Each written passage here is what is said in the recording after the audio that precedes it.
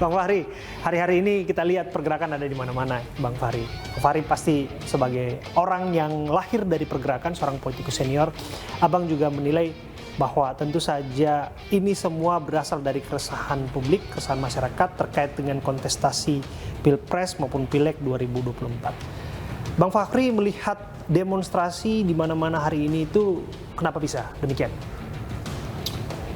Pertama-tama ya itu sangat wajar ya, artinya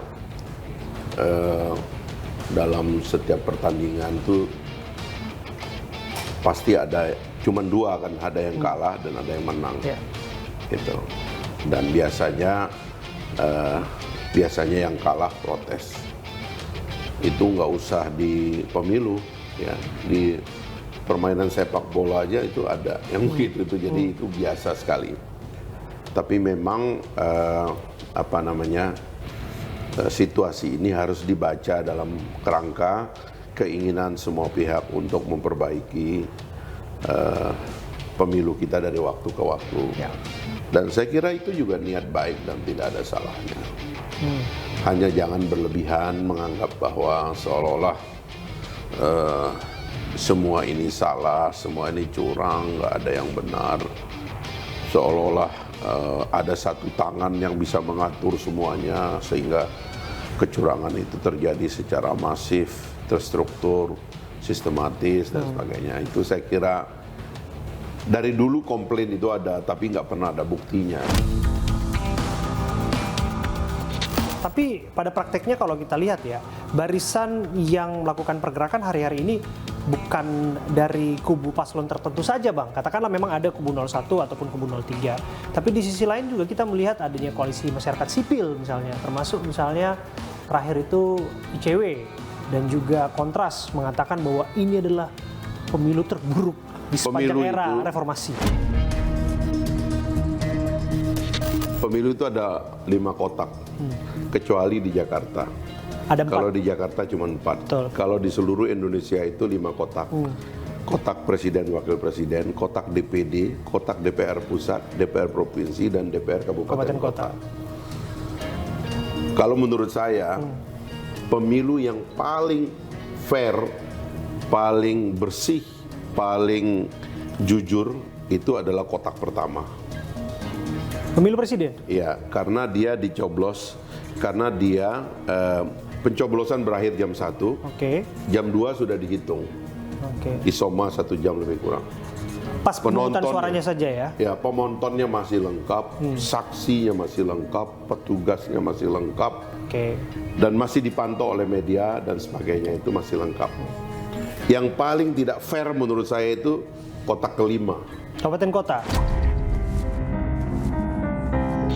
Kabupaten kota. Karena dihitungnya paling lama. Kalau nggak malam, besoknya. Betul. Itu semua saksinya udah nggak ada. Udah lelah lah ya. Semuanya udah.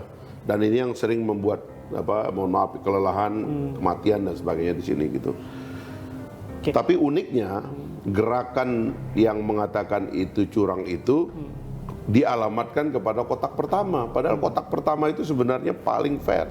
Kalau memang segmented melihatnya seperti itu sah-sah saja Bang perpandangan. Tapi kan yang dinilai, apalagi kata Pak Anies Baswedan itu, dugaan kecurangan terstruktur itu sudah dimulai pra-TPS, sebelum pemungutan suara, sebelum pencoblosan, sebelum kotak pertama yang Anda sebut tadi. Ya nggak ada, karena semuanya ini kan dilalui kan.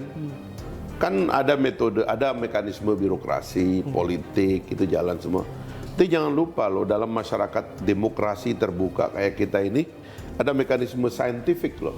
Metode saintifiknya itu ada surveinya, ya kan, nanti di hari H-nya itu ada exit poll-nya, ada quick count-nya. Kan salah satu yang terpenting adalah mandat rakyat. Yang paling dipahami oleh rakyat ketika dia memilih, yang kesadarannya penuh ketika dia mencoblos dengan sepenuh hati, dengan sepenuh pengetahuan, pemahaman dan jiwanya, itu hanya capres.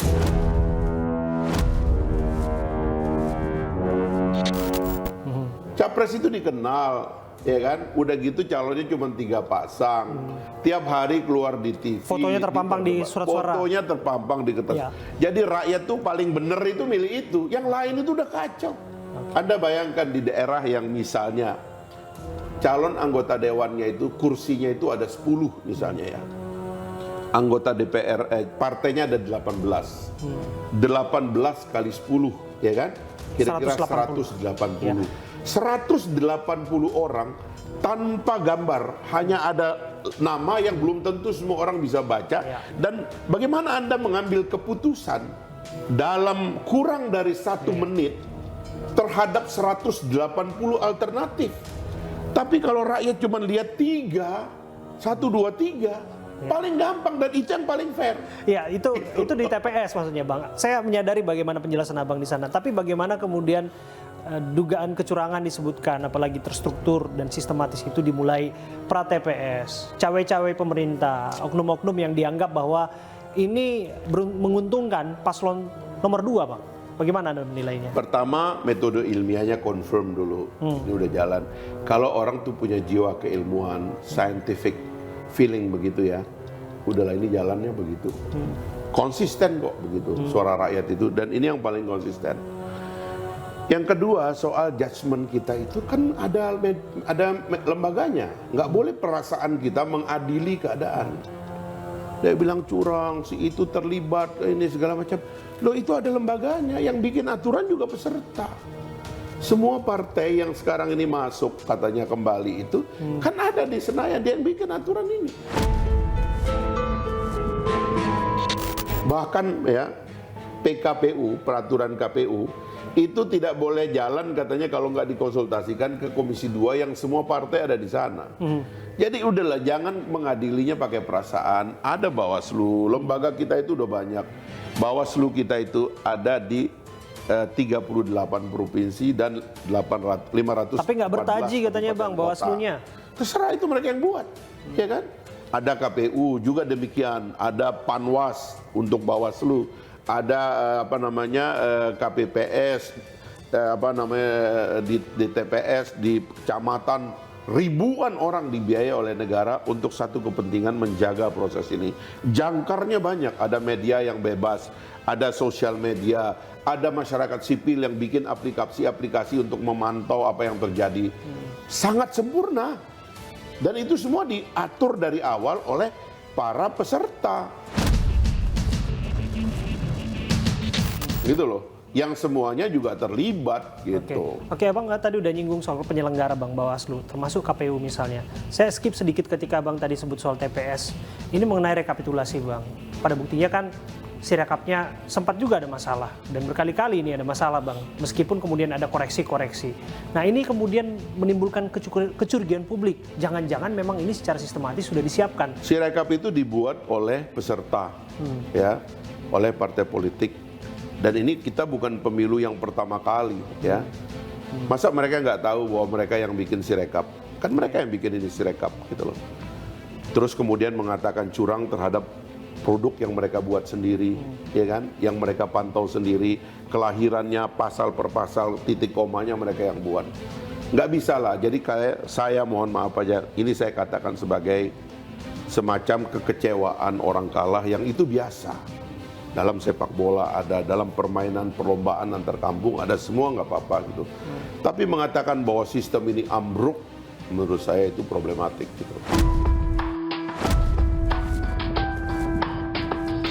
Melihat apa yang disampaikan oleh banyak kalangan, dugaan kecurangan dimulai dari MK, kemudian program-program pemerintah, bansos, mobilisasi kepala-kepala desa dan sebagainya.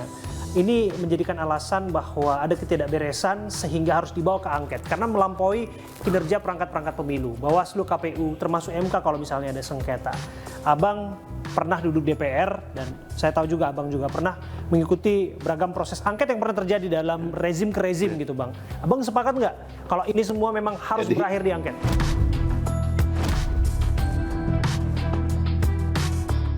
Ini kalau memang bansos itu memang praktek politiknya memang disalurkan dekat-dekat pemilu. Bansos itu tahu nggak? Dianggarkannya di Badan Anggaran DPR. Iya. Panggil menteri, anggarkan sekian, anggarkan sekian. Anda tahu nggak yang menikmati bansos nih, Pak? Yang paling banyak siapa? Incumbent anggota dewan.